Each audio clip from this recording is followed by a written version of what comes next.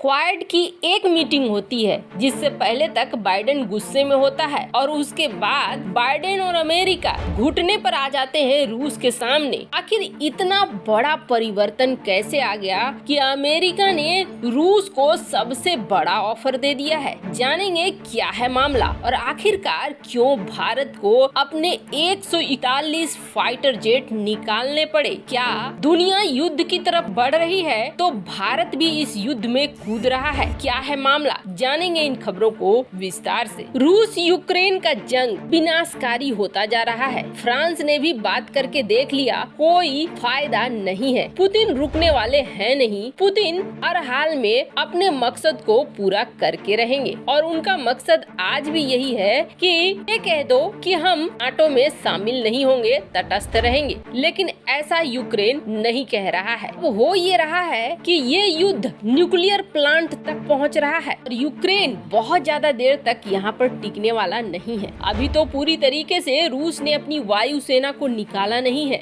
जब रूस अपने ये छोटे मोटे हथियार छोड़कर थोड़ा भी भीषण भयानक हथियारों को शामिल करेगा तो आप समझ लीजिए कि पूरा उथल पुथल मच जाएगा। यही वजह है कि मैक्रोन ने ये कहा कि अभी यूक्रेन के बुरे दिन शुरू हुए हैं और अभी हालात और भी खराब होंगे। और इन सबसे पहले क्वाड की बैठक हुई कल शाम को और ये बैठक ऐसी रही कि इस बैठक के बाद अमेरिका घुटनों पे आया है। वैसे आपको बता दें, इस बैठक से पहले तक भारत को लेकर अमेरिका लगातार दबाव बना रहा था। यहाँ तक ये भी कहा जा रहा था कि S-400 को लेकर प्रतिबंध लगाएगा। फिर ये भी खबर आई कि किसी गुट में शामिल नहीं हो रहा है भारत। इसका मतलब है कि भारत रूस को साथ दे रहा है। कई ऐसे आप देख लेंगे आर्टिकल जिसमें यह साफ तौर पर दिखाया गया है कि अमेरिका यही आरोप लगा रहा है कि भारत का न्यूट्रल स्टैंड भारत को रूस के कैंप में ले जा रहा है। ये सारे आर्टिकल क्वाड मीटिंग से पहले तक के थे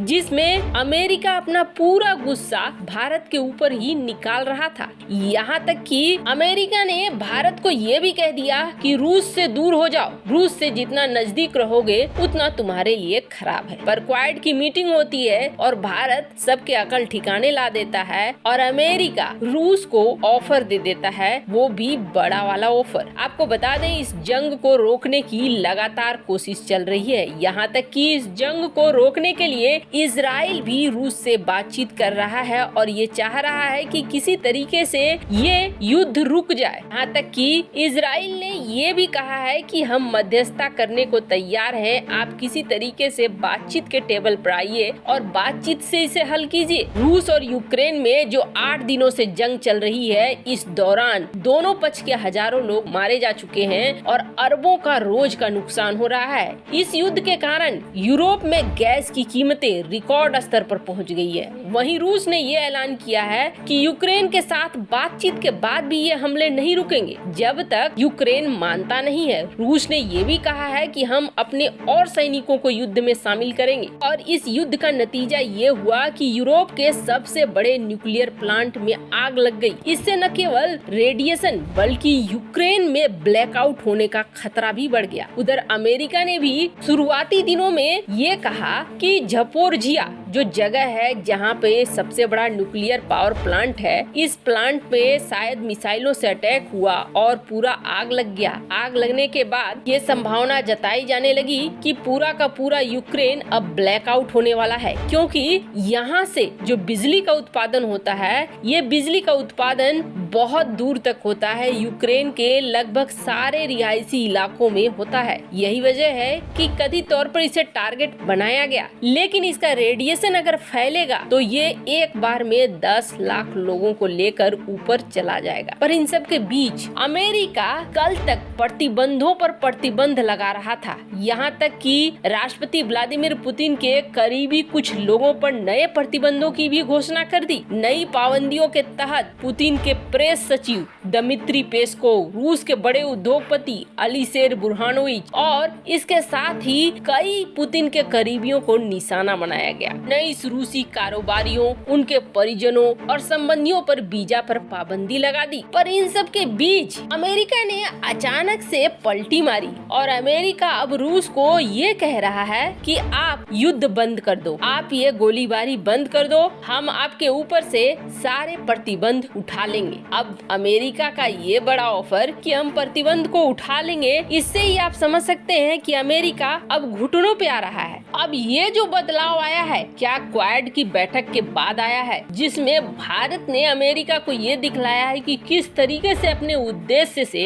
अमेरिका भटक रहा है। अमेरिका का नंबर 1 दुश्मन चीन है, न कि रूस। खैर, अमेरिका का कोई भरोसा नहीं है। अभी तो अमेरिका ने रूस को ये ऑफर दिया है, जबकि रूस इस बात पर है कि ऑफर ये दो कि हम नाटो में शामिल नहीं करेंगे यूक्रेन को। एक तरफ रूस और यूक्रेन का जंग अलग रूप ले सकता है, आगे बढ़कर ये एक विश्व युद्ध का रूप भी ले सकता है। और रूस ने पहले ही साफ किया है कि अगर इन दोनों देशों के बीच कोई आता है जंग के मोड में तो फिर बहुत बड़ा भुगतान करेगा वो। यहाँ तक कि रूस ने ये भी कह दिया कि जो देश हथियार दे रहे हैं यूक्रेन को, उन हथियारों का इस्तेमाल अगर रूस के खिलाफ होता है तो जो देश ऐसा कर रहे हैं उन्हें भी भुगतना होगा। अब रूस न सिर्फ धमकी दे रहा है बल्कि उसको करके भी दिखा रहा है। जैसे कि रोमानिया के आसमान में 4-5 रूसी जेट घुस गए थे और घुस के ये थोड़ी देर बाद बाहर आए। अब ऐसा है कि अमेरिका के झुकने के बाद भी क्या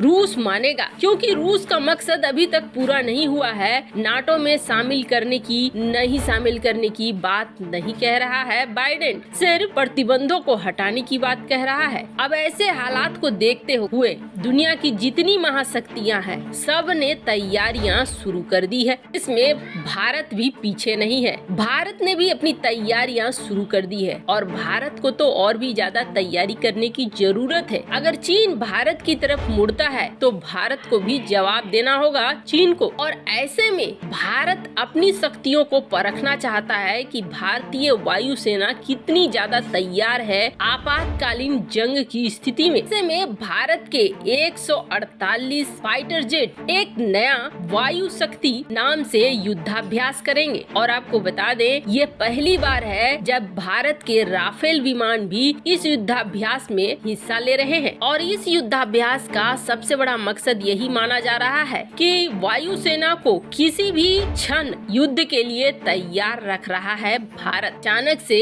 अगर किसी देश के साथ युद्ध शुरू होता है तो भारतीय वायुसेना कितनी तैयार है, इसी चीज को देखने के लिए इस युद्धाभ्यास को किया जा रहा है, ताकि अगर कोई कमी हो तो उसे समय रहते पूरा कर लिया जाए। लेकिन बड़ी बात यह है कि इससे होश उड़ गए हैं पाकिस्तान के, और पाकिस्तान ने भी अपनी वायुसेना को हाई अलर्ट मोड में रहने को कह दिया है। क्यों? क्योंकि ये एक्सरसाइज, ये युद्धाभ्यास होगा पोखरान में, क्योंकि ये पाकिस्तान बॉर्डर से बिल्कुल नजदीक है और पाकिस्तान को ऐसा लग रहा है कि कहीं उसके ऊपर ही हमला न हो जाए। खैर, आपको क्या लगता है अमेरिका के बदलते रुख की वजह क्या हो सकती है? कमेंट कर अपनी राय जरूर बताएं। जल्द मिलते हैं अगले वीडियो में नई खबर के साथ।